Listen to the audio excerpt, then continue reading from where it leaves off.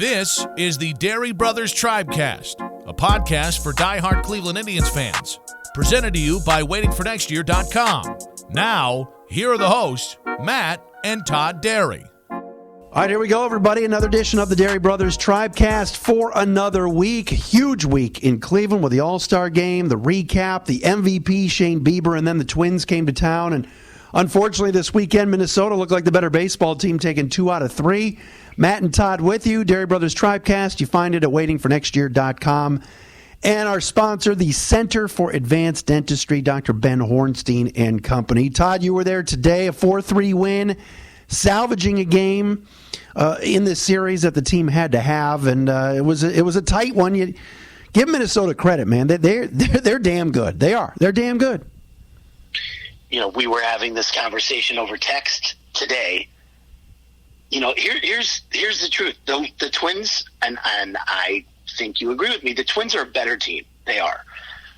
You know, you can go kind of spot for spot, but I think the Twins are a better team. You know, offense is obviously, you know, pitching is very important, and offense is obviously very important. But the offense that the Twins have, that lineup, when it turns back over to the top, the Indians had Friday, they had a hard time. Friday night was tough. Saturday was tough. Sunday was tough. Friday night and today's game played out very similarly, but luckily we took this one today. But overall, I think, you know, that the Indians and the Twins are pretty evenly matched. I just think the Twins are a better team. And, you know, as I've said in the past, we just got to take care of our own business. I know they lost a game of ground this weekend, but still a lot of baseball left to be played, my friend. No, it is, and I don't think it's out of the realm of possibility, being down 6.5 games on July 14th, that the season's over. But I watched all 3 games, and you know, what comes out for me is number one, the Indians do not have enough offense. Minnesota does. You're talking about a Twins team that took 2 out of 3 in Cleveland this weekend, lined up against the Indians' best 3 pitchers without Eddie Rosario and without C.J. Cron, who has 17 home runs, and they were still knocking the baseball around. Kepler had a huge weekend, and obviously the blooper today wasn't a hard-hit ball, but you're talking about your leadoff guy having 22 bombs and, you know, 50 steaks or whatever he has, and the depth that Minnesota has. And you know, an Astudillo can come up, a Cave can come up, Adrienza can come up, who was the kid today batting 4th. The name escapes me, the third baseman. He's a good young player. Luis Arraez. Luis Arraez is a really good player. He's a good player. He's hitting 385, by the way. Yeah, they're loaded. They're deep. Yep. They're real deep. And you got to give Derek Falvey and their staff credit. They did the right thing by getting rid of that chump Paul Molitor and getting a real manager who's done a good job. I still think the Indians pitching, and we've said this on the show since March, still think the Indians pitching is better than the Twins pitching, but you know, when you're throwing out Barrios and Odorizzi the last couple of days, and some of the guys they have in their pen, they're good, and it's going to be a tough hill to climb to beat that team. Well, a couple things.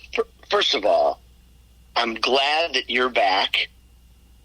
I needed you this week, and I knew you were busy. Yeah, it's been an interesting couple weeks. I'm glad we have our show open back with our buddy Nick Wilson, who had the big interview this week with Hugh Jackson down in Charlotte. By the way, I've tried to listen to that, and any time that I hit the play button on my phone, it like takes me to some survey. So Nick and the folks at WFNZ, get that fixed, please, because it's annoying. I thought you were going to say the fact of the matter is, because Hugh says that 8,000. You know, Nick was in all of his glory down there. That's fantastic. Yes. No, but you know, the Indians offense. You know, this weekend you didn't have Naquin until Sunday, and you know, I've been hard on Naquin for his entire career, but the truth be told is that they're a better team when he's playing. They are. I know. I mean, isn't that crazy? I love Greg Allen. It is. It's crazy. I love Greg Allen, and I want him to succeed. But and he had a big RBI today. Greg Allen did, and you know, that was my favorite play in the 4th inning, where he came up and had a man on second, and there was nobody out, and there he was laying down a bunt, and he fouled it off. And I turned to executive producer Jeremy, and I was like, who was with me today at the game. And I said, it's the fourth friggin' inning. Swing the bat. Next pitch, swings the bat, single up the middle, RBI. So that was good. But, Naquin, 2 for 3 again today. You saw, you missed him the other 2 games. The offense, though, you still look at that bottom of the order after Jose Ramirez, who I'm sure we're going to talk about. And, today was Bowers, Allen, Plawecki, and Naquin. I mean, it's kind of hard to get excited by that, not to mention the fact that, on normal days, Jason Kipnis is a cleanup hitter, which he shouldn't be. And again, Oscar Mercado is struggling, and that's going to be normal. He's a rookie, and I think Tito's doing the right thing by giving him a couple of days off. He gave him one right before the All-Star break, and he gave him one today. But then when you're talking about moving Kipnis up to number 2, he's not a number 2 hitter. He's not a number 4 hitter either. And he's had his moments, and we've talked about cleanup Kip, but he and Bowers and a few other guys in this lineup are just way too streaky. And when they're off together, this team does not score enough runs. And Frankie looks exhausted, and that's not good because his at bats this weekend. What's that? Well, you can't sit him, though. He's got to play. Right. He's the greatest, but he was bad this weekend. He's probably exhausted from playing in the All-Star game, doing every interview, doing every appearance. He got no break. No break. Yeah, he was 1 for 12 this weekend. Right. So I'm with you. An addition to this lineup is going to have to be made through a trade if the Indians are seriously going to stay in this. And if you look up at the wild card standings now and the way things are, okay, so the Indians are 6.5 back of the Twins. Now, you take a look at the wild card. Tampa Bay is still the number 1 wild card team, and they're a game and a half ahead of the Indians and the A's, who are essentially tied. The A's have a better winning percentage, but Eric the Actor's A's. Eric the Actor's A's. Yes, that's right. And then 2 games behind them, 2 games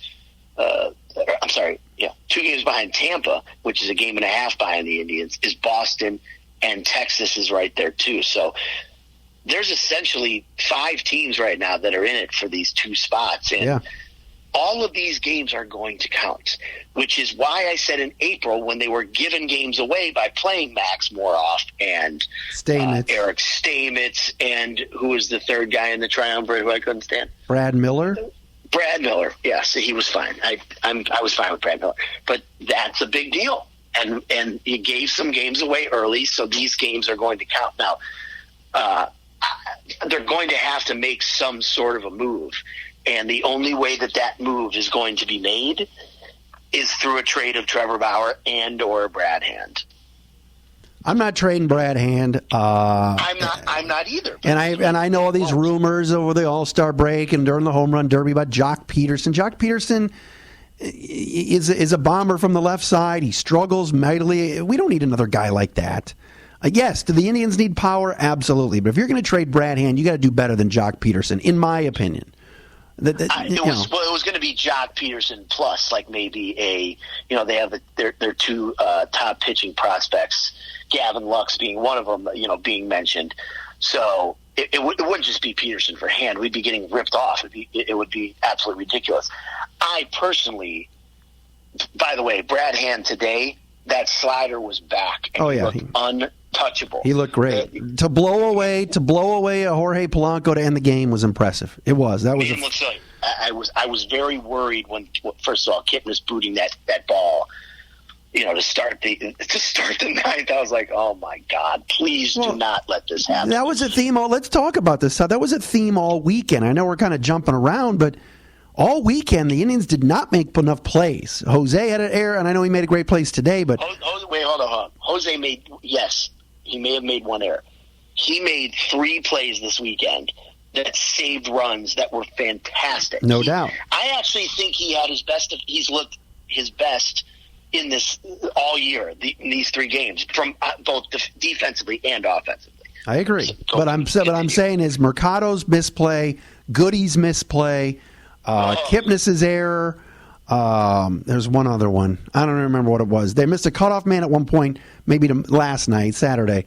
But those are the little things that Minnesota's doing, and that the Indians most of the season have been pretty good with. But I thought they were a little sloppy this weekend, and you hope now with Detroit coming in for 4 and Kansas City next weekend, and oh, by the way, no Homer Bailey anymore for the Royals. He eats us up. He's been traded to Oakland, so that's a break for the Indians this weekend. But they've got to play better. There was the Goody error and the Mercado misplay the other night were just killers. Yeah, they were, and like you said, you got the homestand. The next week essentially of Detroit and KC, followed by again Toronto and KC. You have to capitalize on this schedule here, because when you come to August is a murderer's row essentially. You have the end of July; those last 2 days in July is when Houston's here for 3. Then the Angels, then the Rangers, who are our teams that are basically right there with you. Then they go to Minnesota, have Boston at home for 3, travel to New York to play the Yankees for 4 before playing the Mets for 3. So this is a really, really big stretch this next week and a half, because come the end of this month when the Astros come calling and the good teams show up again, it's not going to be the easiest it's going to be a much tougher hill to climb, baby, as Howie Rose once said. Are we talking Matteau goal? I saw a tweet today from Brian Schottenheimer. Did you see it with his dad, with Marty? I thought we were going to go over some old Marty Schottenheimer lines, like there's a gleam man, and first period, second period, third period, fourth period. This is the Browns period. That fucking guy. How great is he? Shout out to Steve Derry and Marty Schottenheimer. I was just going to say, no one loves Marty more than Cousin Steve. That's it. Oh, that's He's number one fan. That's fantastic. All right, Derry Brothers Tribecast, Matt and Todd with you on a Sunday. Following 2 out of 3, Twins come in and look very impressive and own this division right now at 6.5 games. I'm trying to you mentioned Jose Ramirez. Let's talk about that for a second. Obviously still hitting in the 220s, but like you said, better swings this weekend, hitting the ball to all fields, the turning on the home run the other night, the double today kind of got the offense started. Yeah, we've said it all year. Hopefully now this is the Jose that we expect. He always eats the Tigers up. So hopefully this continues, because they need him. They need him badly. He is on a 1, 2, 3, 4, 5. He's had hits in 7 straight games, and 8 of 9. He's looked much more comfortable at the plate, I think. That double in the first inning, down the line, past the first baseman, was vintage J-Ram. I loved seeing that. And again, like I said before, his defense this weekend was really, really good. We've been waiting for it all year, and as we need a second person to step forward and be that guy. And listen, no time like the present for Jose to do that. But I'm very encouraged by the way he's playing. He seems to be more relaxed. I don't know if he is or not, but he seems to be more relaxed. It's just, it changes this entire dynamic. And if he's doing his thing, and I'll tell you another thing. And it comes back to the trade. He needs some sort of protection back there, because if he does start getting hot, he's going to be pitched around kind of like, it's because behind him right now, you're looking at, like today's lineup was Bowers, Allen, Plawecki, and Naquin. I know Robo didn't play today, and Robo's been great. And I do want to go back to Friday night for sure. But if they could just if Jose could just get on a hot streak, it could really carry this team. Think about it today, though. He hit behind Bobby Bradley. Like, literally, Tito, when they first tweeted out the lineup, I'm like, no, that's not right. Is Bobby Bradley hitting cleanup? And I understand, he hit a bomb Saturday night. What other choice do they have? You move Jose up. I mean, I guess he wants to keep him in that. Trying to lengthen the lineup, you know what I mean? I guess, but I was like, other than the bomb that he hit last night, Bobby Bradley at times swings like Marianne from Brooklyn. It's not, you're not expecting, I'm glad he's up. I prefer Bobby Bradley to Leonis Martin. I think it's very similar. You had one guy really going nowhere and striking out a lot. You got another guy that, his hammy, when he called the home run last night, said first of many. But, at times he's overmatched, and there is that difference between facing AAA pitching and guys in Pawtucket and Indy as opposed to here. He did. He crushed that ball last night. Oh my God! In all fairness, he absolutely destroyed that ball, and it was a 457-foot line drive. He destroyed. He stood and watched it too. I kind of enjoyed that. And he should have, but he's not going to see a lot of fastballs, nor should he, until he proves otherwise. Why would you ever throw him a fastball? It's kind of like at the end of last year, the second half of last year, the opposing pitchers stopped throwing Jose Ramirez fastballs, and he was getting a lot of off-speed stuff, and that was coincided with his big slide. That's for sure. But it was nice to see Bradley go deep last night. But today at the plate, he looked not great. No, as they would say. And look, I give the Indians organization some credit. I think they brought him up a little bit too late, but they're playing some of these younger guys. And don't forget, Jake Bauers is only 23, and we are so hot and cold with Jake. I mean, one minute we love him, next minute we hate him. But he's only 23, and so is Bobby Bradley. Seems like Bobby Bradley's older because when the Indians drafted him, he was like 17, 18. But, again, there's not enough offense. And that's where the Twins are superior. They have enough offense. They're getting Rosario and Crone back. They Astudillo's hurt. I mean, they've got three guys out that are all guys we would be placing in the fourth spot without hesitation every day. And that's the concern, is if there is a knock-on-wood injury. But the Indians, lost 2 out of 3 this weekend, and we could talk about the pitching. We could say Bauer got, hit hard. The bullpen this weekend was not great for sure, which it's been great. But when you score 9 runs in 3 games at home, you're probably not going to win many of those games. You're right. Now, I have 2 topics I want to discuss. Please. One is the Twitter conversation we had last night. You came to my defense about Trevor Bauer and him not being a big game pitcher. And I wanted to get your take on this. So, I love Andrew Zellman. He's a great dude from Cleveland scene. Big Tribe fan, big Cleveland sports fan, and he knows what he's talking about. He does. I value his opinion greatly. But last night during the game on Twitter, when Bauer was down 3-0 and had given up the three solo homers, and it was early in the game, Andrew tweeted something to the effect of, everyone thinks that Bauer has this big rep for a big game pitcher, but where exactly has that been? And if not for him, they probably win and not for him playing with the drone, we probably win the 2016 World Series. And my opinion on that's such an old bit. Not as an old bit, it's absurd to think that way. Because, first of all these things happen for a reason, right? Number one. Number two, and I've said this 8,500 times, if Bauer cut his finger when he was cooking, nobody gives a shit. But because he was playing with his drone, which is his hobby, which we all have hobbies, and he hurt his finger, he catches all kinds of crap for it. Well, they're both hobbies, right? I mean, we could. If he said, he only in his 3 starts, and 2 in the World Series, he never pitched more than 4 innings. But I can also one bad hit against the Cubs in the 5th inning, which was that 2-out hit that scored. It was either scored 1 or 2 or 3 runs. I can't remember. You talk about game 5. Game 5 when we lost 3-2. Yeah, he made 1 bad pitch. That was it. Well, and he's always he's always taken the blame too. He's always said, if I show up in game 5, we win and we raise a banner. I mean, he's always owned it. Game 1, remember? Game 5, game 2, he was garbage, but whatever. I mean, remember game 1 against the Red Sox when Tito names him the starting pitcher to open the series, and he outpitches Rick Porcello.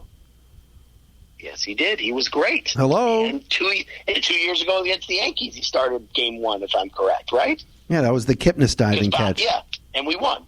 So correct. He's great. So anyway, let's not sit here and say he's the next Madison Bumgarner or Raleigh Fingers from the '74 series. But come on, let's. Geez, I just dated myself there. But that's Raleigh Fingers, right? No, I know. Mariano Rivera. I got you. Right. But to say he doesn't pitch in big games and doesn't perform, I don't think is accurate. What about Game 7 when he had to come into the game? That game could have gotten out of hand. That's true. But this speaks to last or Saturday night. Yes, he gave up those the 3 runs early, and we were down 3-0. But how many other starting pitchers, after giving up those 3 solo homers, having basically no commitment whatsoever, could end up going 6 innings, not giving up another run after those 3 homers, and keeping his team in the ballgame? I mean, we were down. Correct me if I'm wrong. We were down 3-2 after when he exited last night, right? Yeah, because Bradley had homered to cut it to 1, and they took him out, right? So he kept going. I mean, it's not like he just he didn't have it, and you could tell, and that was it. The Indians bullpen was taxed because Tito, obviously with Clevenger just coming back from the DL. He sent him out there for the 6th, but he took him out Friday night, so you used a lot of your relief pitchers on Friday. So he needed Bauer to give him that length. And you know what? He responded. He struck out 11 guys. He threw 117 pitches. He's still a horse, and we need to appreciate him for what he is for right now, because I think he probably only has 2 more starts left in an Indians uniform, because if they're going to make any sort of move, he's the odds-on choice to go. Here's the other thing. At the start of the year, especially very early when we noticed that something was wrong with Corey Kluber, or the fact that maybe Kluber's not the same pitcher and the velo's down and he's been hurt, whatever, we all said Trevor Bauer has the capability of being the ace of the staff and maybe winning the Cy Young. Has he lived up to that this year? No, he hasn't. Not fair or unfair, he hasn't. And I think he would tell you that too. Yet, for having a down year, his ERA is still in the 3s. Like you said, he always goes 6, 7, or 8 innings. He had a complete game in Detroit. And I know that's a minor league operation down there, but regardless, yeah, maybe he hasn't lived up to the billing this year. And maybe Shane Bieber is the ace of the staff now. But I'd still take Trevor Bauer over a lot of other guys. A lot of other guys. By the way, he hadn't lost a game since June 6th.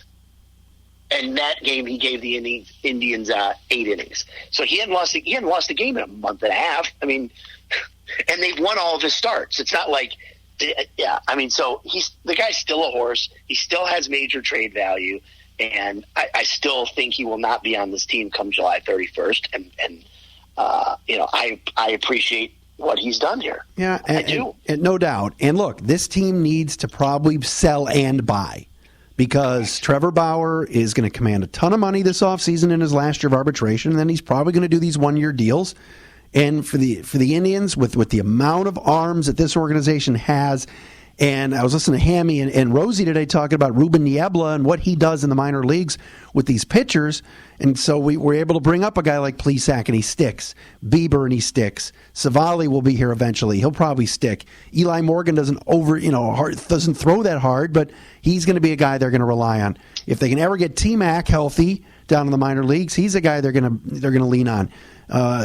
Cousin Jeffrey Rodriguez will be up here. So who knows with Danny Salazar? They want him to be a starter. So they've got some options. So I think, losing Bauer but gaining a bat, whether it's Reyes or Renfroe from the Padres, whether it's, Cousin Clint from the Yankees, wherever they go, they're going to need one more bat, because if they're going to compete and play in games in September and October that really matter, Bobby Bradley's probably not going to be in the lineup. He's just probably not. And Jeremy and I were talking about that at the game today. Essentially, whoever we trade for, it was actually when the Meister came and said hello.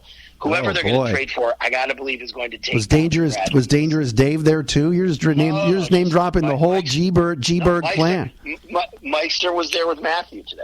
But anyways, we were discussing that today. But okay, that's high and inside. All right, yes. Next topic. Go ahead.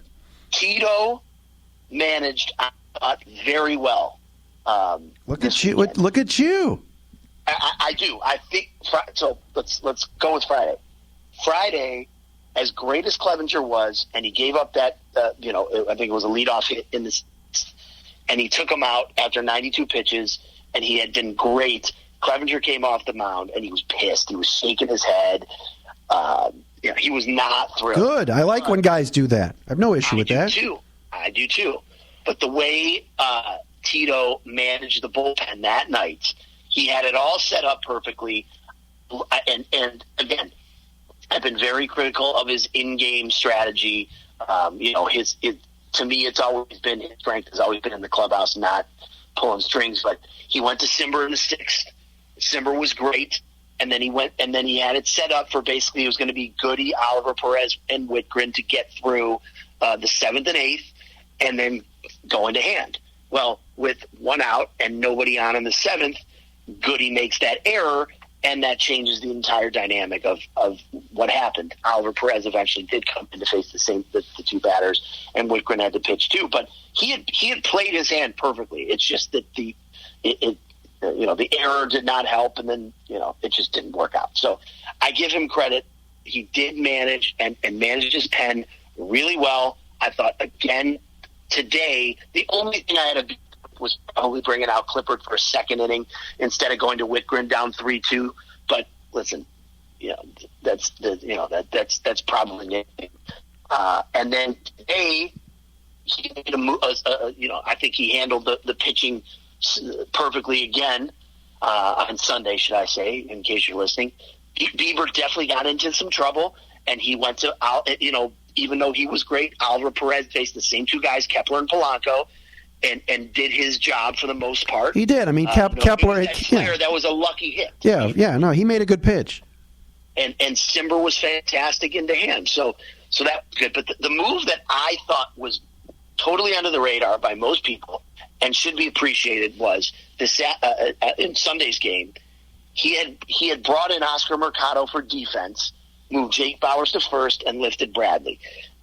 But he, instead of putting Mercado in center where he's been playing every day, he left Greg Allen, who's the superior defender, in center, and moved Mercado to left. There was a ball that was absolutely scolded that would have been a double, and Greg Allen made an unbelievable catch on that would have been a leadoff double. And if Mercado's in center, I don't think he makes that play the way Greg Allen did. And I don't think anybody paid attention to it, but when it happened, I noted it, and I said, you know what? No. Tito very easily could have put Mercado out there and said, you know what, you're my center fielder, let's do it. But Allen is the better defender, and he kept him there. No, I think you're right. I think he pushed a lot of good buttons this weekend. His bullpen let him down. His defense let him down, for sure. I think Gregory Allen's starting to play very well and has to stay up here. I know they're going to need to make a move on Tuesday with Plesac to bring him back up. I hope it's not putting Gregory Allen back in Columbus. That's stupid. Let the kid play a little bit. Let him be that fifth outfielder. He had to spell Naquin because apparently Tyler got injured getting out of his car. There's no way that can be the real reason, but they're not going to tell us what the real reason is. That reminds me of I don't want to go into Detroit Lions Terry Fair stories, but but the fake injury stuff's always good. But that Greg Allen has to stay up here and be a part of things, and it lengthens the bench. How about this? We didn't see Mike Freeman all weekend. Woo! You're right. We did. Right now, they're carrying 8 pitchers, right? Okay, so they're carrying how many? You cut out. You carrying how many? 13 pitchers right now. Ridiculous. So it's just ridiculous. I don't know if someone's got to go. It's probably the low man on the totem pole would be A.J. Cole, because he obviously has a thing for Goody. And Tyler Olson. Tyler Olson would go. We don't need Tyler Olson. Olson's going nowhere. You want him off. He's going I know. He struck somebody out last night. I was like, oh God, that just bought him another week. Yeah. or month. Yes. All right, hey, I need you to tell us about the Center for Advanced Dentistry, and then when we come back from that, we got to salute somebody. There's somebody that needs to be saluted. But first, Dr. Ben Hornstein is on board. Look out, America. Let me tell you, the Center for Advanced Dentistry, CFAD.net, our good friend, Dr. Ben Hornstein, big fan of the podcast, does a great job over there in Orange Place. He really, as I said in the last one, if you want to be put at ease, you should definitely, I know a lot of people get scared of going to the dentist, but he really does a great job of putting his patients at ease and kind of, killing them with kindness and making you laugh a little bit. And he really does a great job. But I can tell you a couple quick things about him that I want you to read, that I will read, should I say. At the Center for Advanced Dentistry, They take a holistic approach when working with their patients. They understand the direct link between oral health and overall health. And they take pride in offering mercury-free dentistry, oral cancer screenings, and digital x-rays. Their happiness comes from serving their patients, and nothing is more rewarding to them than seeing a life transformed through a new smile. Whether you're looking for a family dentist, porcelain veneers, or routine maintenance, they are dedicated to using the latest technology and techniques to change the lives one smile at a time. Check them out at the Center for Advanced Dentistry, CFAD.net. You can reach them at 216-595-1710. Thanks to Ben Hornstein, certainly, and the folks at the Center for Advanced Dentistry for joining us. Again, Matt and Todd Derry with you, Derry Brothers Tribecast, waitingfornextyear.com. Tribe, losers of 2 out of 3 of the Twins, won on Sunday 4-3. Another performance from Shane Bieber. How about Sugar Shane? I mean, like, all-star MVP. And Todd, you were in town, you were in Cleveland. I know you didn't go to the games, and we don't need to get into all that, but, like, the fact that Shane Bieber struck out the side, Tito with the huge high, with like the clapping over his head, and the Fox cameras caught it, and then to win MVP, and then to come out today and outduel Barrios, like, this dude's the real deal, man. How cool is this stuff? It's fantastic. I talked about it on the solo pod earlier in the week about how proud I was of him. I heard an interview on my way to the game today on the pregame show with Tito, and Rosie asked him why he thought it was so special and why his reaction was how it was when he struck out the side. And he said, you know what? It's just because he's such a great kid. It just made it that much more special. So hard worker, came from nothing, at no college scholarships, was a walk-on, and has turned himself into an all-star. And this is a guy for years to come who's going to lead this rotation. And kudos once again to the Indians scouting staff for finding him. And he's a gem, and gives you the ability to trade Bauer when you need to, because it lengthens your options and rotations. I say this all the time. 14 months ago, 95% of Indians fans didn't know Shane Bieber existed. And here he is today, all-star MVP, and really saving this staff with the amount of injuries that it's had all season. No doubt. I mean, you talk about Kluber, Carrasco, Rodriguez, Clevenger before, now is back, but all these guys missing, and Shane Bieber has stepped up. I got to salute Carlos Santana. We haven't even. I mean, we're 32 minutes and 28 seconds into this thing, and we haven't even mentioned that today in a 3-3 game as the Twins fought back after being down 3-0. The Indians needed some sort of jolt, and in the bottom of the 7th inning, he provided it again. I mean, this guy is. This dude is. He's our Jesus, man. He's incredible, and has hit so many big home runs and has made so many big plays, and has come back and kind of represented the team. I don't know if Frankie got the biggest ovation, but Carlos started the All-Star game. Think about that. It was only a few years ago there were whispers that he was selfish in the clubhouse and that, he was trying to just get his walks and not help the team win. And now he's matured into this. He's a Clevelander. Let's lock him up even longer and keep him around. And today he was clutch again. Like you said, matured is the right word. I mean, he's really become a big leader on this team, both on and off the field, leading by example. Great guy, family man. He's been everything we could have asked for in the return. I don't think any of us saw this coming either. The way he played in Philly last year, he's on the wrong side of 30, as they say, but he's found a renaissance, and this is his home, and I think he's just most comfortable here. It's basically the organization he's known, since they acquired him for your boy Casey Blake in 2008, and here we are. He's been take the 1 year away. He's been in the organization for more than a decade. So I love him. Props out to him. And I'll tell you another thing. In speaking about how good Carlos has been. Yeah. The crowd has really taken to him more than I ever thought that they would. And salute to the crowd this weekend, by the way. Look good. All of the crowds, they were great. So today was the smallest crowd. It was 25,000. But it was still, the fans were, and I said this on the podcast earlier in the week, the crowds was so good at the Home Run Derby, the All-Star game. especially the Let's Go Bieber chants.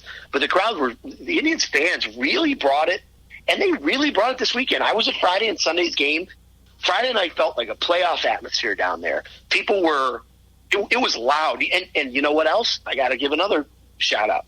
Whoever's running the Indian social media, they're doing these new. Yeah, the side, the zoom in, like low camera from the side. I like it. And it's all crowd reaction. And the crowd has been so good that you've really heard it in those videos. So the crowds were really great this weekend. You and I have both been very critical of our fan base, and rightfully so. But the fans really brought it this weekend. So I was glad to be a part of, these big crowds. It's good to have big crowds again. Yeah, I like the reaction shots of Clevenger with a strikeout, and then today's with Adam Simber punching out Nelson Cruz. And boy, Adam's been fantastic his last 8 appearances, and so that's a lot of fun. I agree with you. You could check that out at Indians on Twitter. All right, this week, Todd, I'm not sure of your schedule. The Detroit Tigers coming back to Progressive Field for 4. Let me give you some pitching matchups. These are juicy. Tomorrow, Adam Pletko back in the rotation will face the Van Man, Daniel Norris. So the Indians will see 3 left-handers this week. Zach Plesac on Tuesday. That means you'll be getting a lot of Jordan Luplow. That's right. Zach Plesac against Ryan Carpenter on Tuesday. Another lefty who's not very good. Mike Clevenger and Spencer Turnbull, pair of righties on Wednesday. And then Thursday, really good matchup, Trevor Bauer against Matthew Boyd, unless Matthew Boyd is traded, or, hey, we could say the same thing for Trevor Bauer. It's sort of a trade deadline duel on Thursday night between Bauer and Boyd. I know this. There was an article, I think, out of New York that said, well, the Tigers called the Yankees and asked for Gleyber Torres for Matthew Boyd. Yeah, why don't you throw in Aaron Judge and Reggie Jackson, too? Yeah, I heard the Cavs called the Portland Trailblazers and said, "Yeah, we'd like C.J. McCollum and Damian Lillard." We'll give you Jim Jones, Henry James, and Darnell Valentine. That's right. High Sox. That's right. That's right. Kevin Love for Jordan, straight up. But next, like you said, Thursday night, I bet there is a ton of scouts. Oh yeah, scouting both pitchers in that game. You got to believe that's got to be a game that the Yankees, Astros, Padres, Dodgers, all these teams are sending their scouts for that game. You can believe that. Yeah, you get two. You get 2 eyes on 2 guys for the entire night. That's right.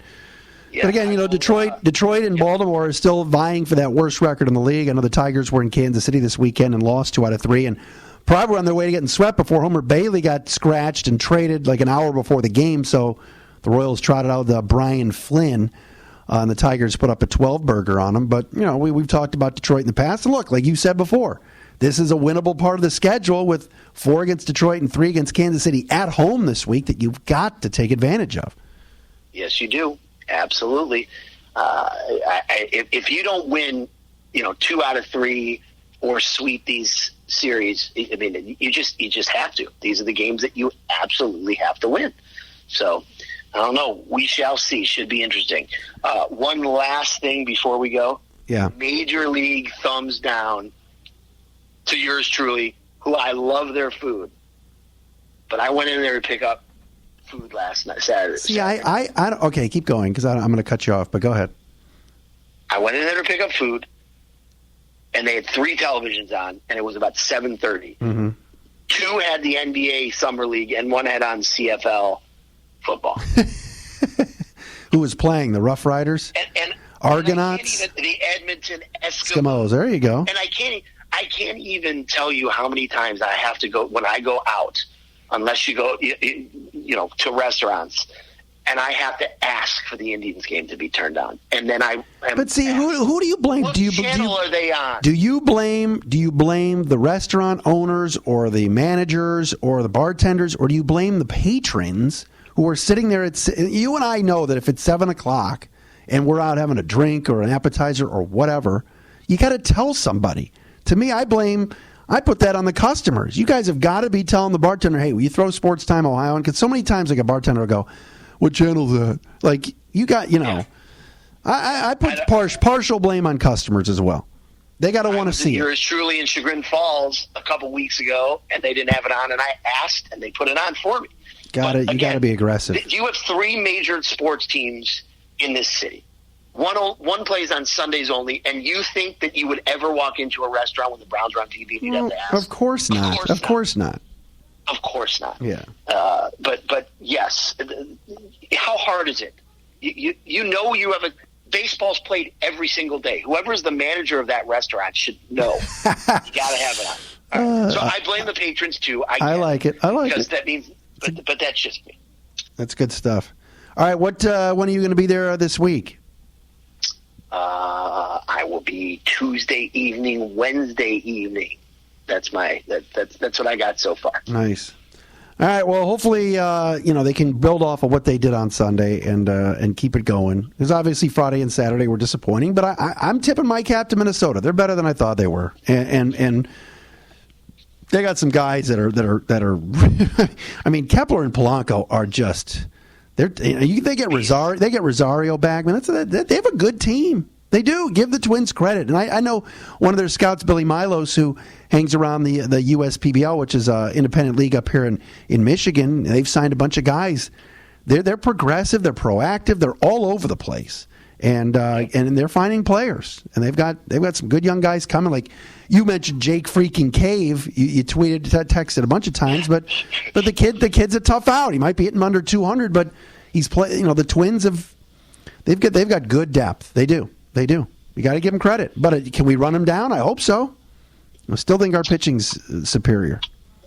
Let's hope so. As I've said many times, let's worry about ourselves and take care of our own business, and then the chips shall fall where they may. What about the eggs Milano? They still have that at yours truly? They don't. What? Sadly enough. Dad's special. They do have the rock and roll skillet, though. Boy, how about this free plug for them? What about the not so? What about the not so fries? I may or may not have consumed those last night. All right, buddy. Good work. Thank you. All right, there he is. Another edition of the Matt and Todd Dairy. It's the Dairy Brothers Tribecast. Thanks for listening from waitingfornextyear.com. And thanks to our sponsored Center for Advanced Dentistry. We'll talk to you again next week.